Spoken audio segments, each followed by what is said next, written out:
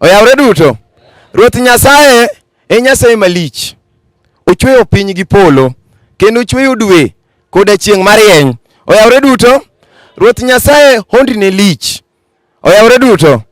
Nyasaye omi ngima kendo mi teko mondo mi lame kendo mondo mi tine. Oyawre kendo. To in momi ngima kendo mi teko mondo mi dhi lam Nyasaye kibire kalo tininda ninda. Oyawre duto. Nitie jok magombo dhi tien Ruoth Nyasaye. To kalure kod Nyasaye ok omiye ngima kendo ok omiye teko. Oyawre duto. Eni kitanda mar mindikre. Ngima mineno omino jomoko nyiewe anyiewa. Oyawre duto. Iduok Nyasaye erokamano nimar omi ngima kendo mi teko. Oyawre kendo. Joma ng'eny gombo mana Nyasaye kimiya mwandu. Nyasaye miya mwandu. Ngima no e mwandu maduong' moingo gimoro amora. Oyawre duto. Ngima ma Nyasaye omino mane ang'o? Moingo gimoro amora.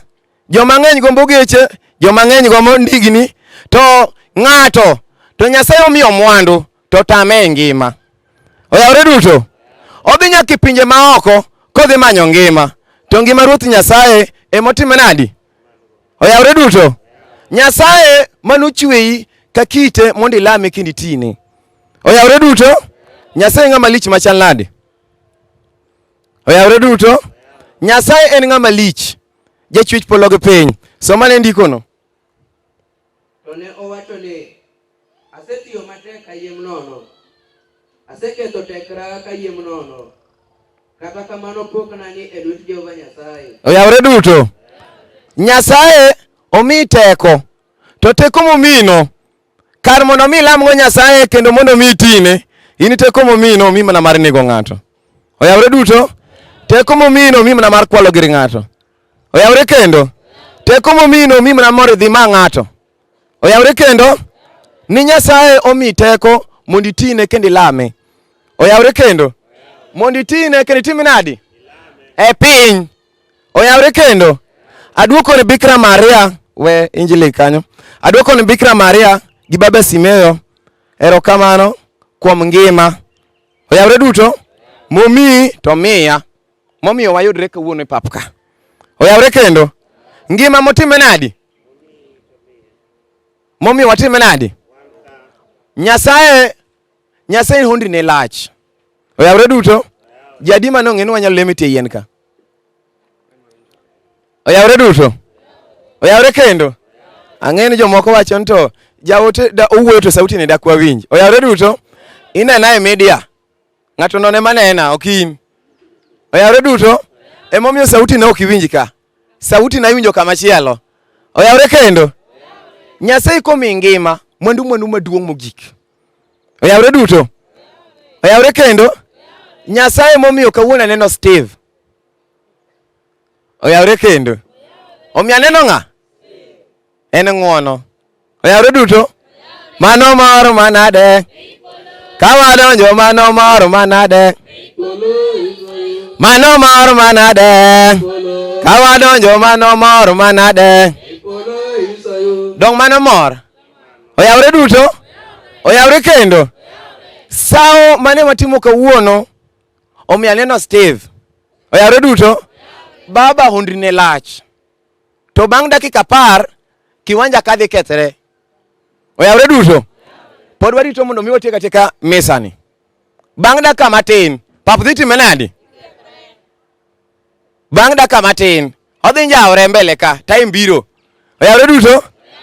Makin kod giri moro in kod omendi moro kawi kete kando. Oyawre duto. In gi mburani moro miloso go mwandu kawi ume go sera. Time biro. Oyawre duto. Kin gi thuondi moro misenego ga nyundi duto. Koro gole oko. Oyawre duto. Nwa chokruok lach. To bogi koka biro. Oyawre kendo. Emomiyo jopiny manena gi sani e television iwang' jowi iluongo na Josikidha. Tareteta de Gasia Selemona Kuratuae. Awuri nyamrembo. Madi Nyasaye gwedhu kon mago higni gigni. Dominus vobiscum. Maria seculo seculorum. Olem Nyasachwa kitabu mtakatifu ponjwania atmaokoe ongane wetu marsandu maukuru kendo ponjwania okwanyalo mor kod Jesus Kristus kapok ochandore koda kendo ponjwania gimayo Nyasaye gimawuo jomiriambo gimango ji nono ok ginyal longo mor ma e polo Nyasachwa gol wechego duto e chunywa en miwane mar mako wachni ndalo duto igne. Amen. A Nyasaye mosechweyo dhano ka kite mondo lame otine. Nyasaye mondo mi opar Ecclesia ma St. William duto kod oganda duto mani igi duto kendo mondo mi ngima mosiko manyaka chieng' igni. A Nyasaye wakwayi ni mar wan mana maua maner, wakwayi ni mar wan oboke, kendo wakwayi ni mar wan mana lowo matuo, wakwayi ni mar wan mana lowo madok kuom lowo, kendo wan mana buru madok kuom buru, mondo mi kechwa kuom maricho duto ma watimo, kendo mondo mi wangima mosiko manyaka chieng' igni. A Nyasaye mosechweyo dhano kite mondo lame otine, wakwayi mondo mi par Ecclesia ma St. William duto kendo iriw nyirombe iriw nyirombe duto kendo mondo mi imiwa kwe gi hera mosiko manyaka chieng' igni. A Nyasaye ma jachwech kendo jawar jomoyie duto mondo mi okechu kuom maricho duto motimo kendo mondo mi omiu ngima mosiko manyaka chieng' igni. A Nyasaye ma jachwech kendo jawar jomoyie duto mondo mi oumu kod jomalaike duto kendo mondo mi omiu ngima mosiko manyaka chieng' igni. A Nyasaye ma jachwech kendo jawar jomoyie duto mondo mi opar studio mar Radio Ramogi kendo mondo mi ochung' kodgi motegno kalwanda kendo mondo mi oritgi manyaka chieng' igni. A Nyasaye mosechweyo dhano ka kite ipar oganda ni duto kendo mondo mi migi kwe gi hera mosiko manyaka chieng' igni. Ale jawarna gimatimore bi altar omiwa paro gima notimore bi god Kalvari kama nosandie awacho niya marito na ema nonege negimiyo igolori ne Nyasaye wuon nito mondo inwang'nwa golo mag maricho kendo ni mondo iwarwa kik wadhi mach ma ok tho miwa neema mondo wiwa kik wil gi hawi maduong'no wakwayi neema mondo weri ndalo duto nyaka chieng' igni.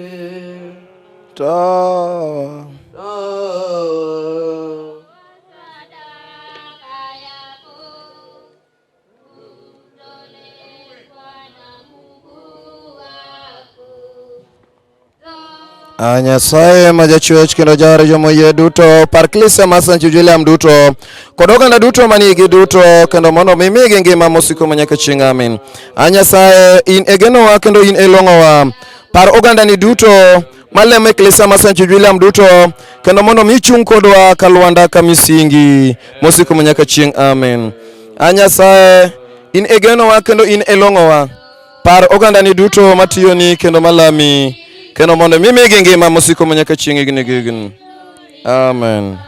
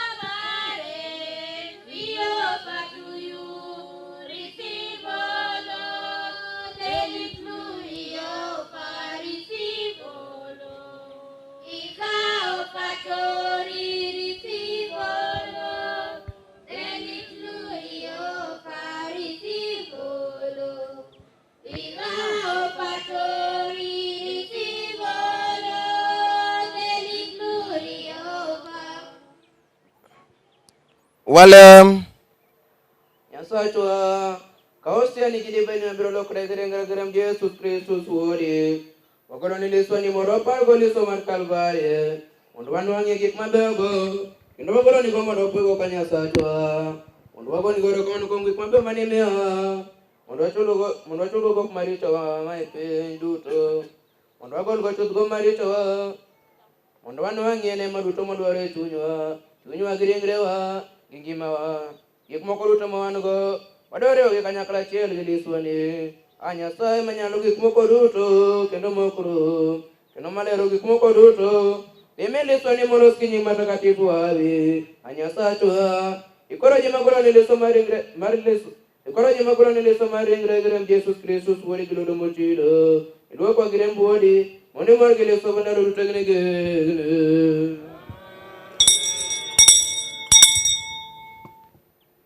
Nyasaye ma jachwech kendo jar jomoyie duto, in ema nithonwa e msalaba mondo mi warwa kuom maricho duto kendo mondo mi miwa ngima mosiko manyaka chieng' higni gi higni.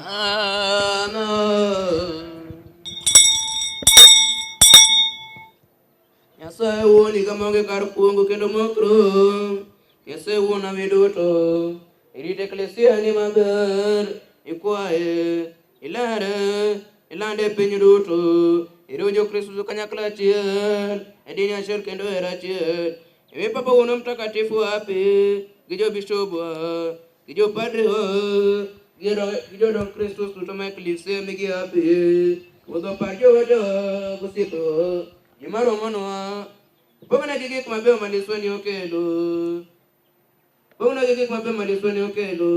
migi e pindalo duto e piny ka kendo e piny mabiro wariwre kodgi koparo Maria Mtakatifu Bikira mochwere min Ruodho gi min Nyasaye Jesus Kristus koparo Petrus gi Paulos jote mtakatifu manothoni kop gidini gi jotich mondo iritwa ndalo duto ginegi.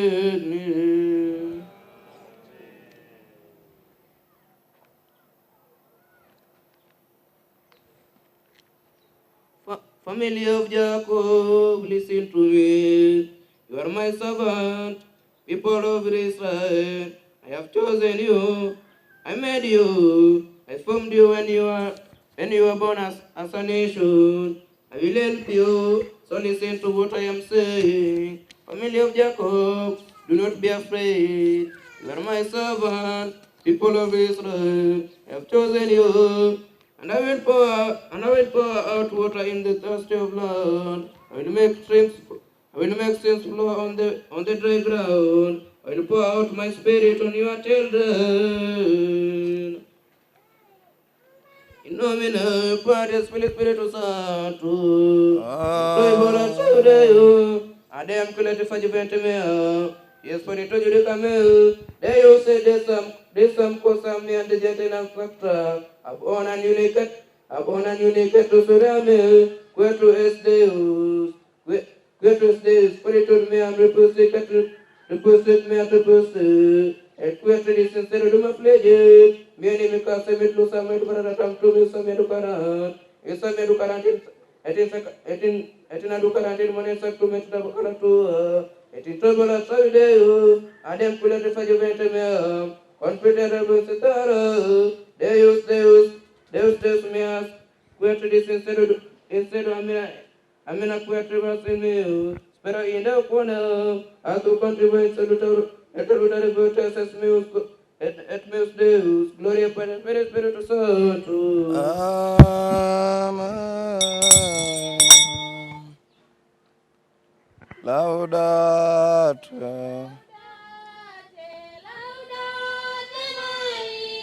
Kendo dokar kami kwen Ecclesia.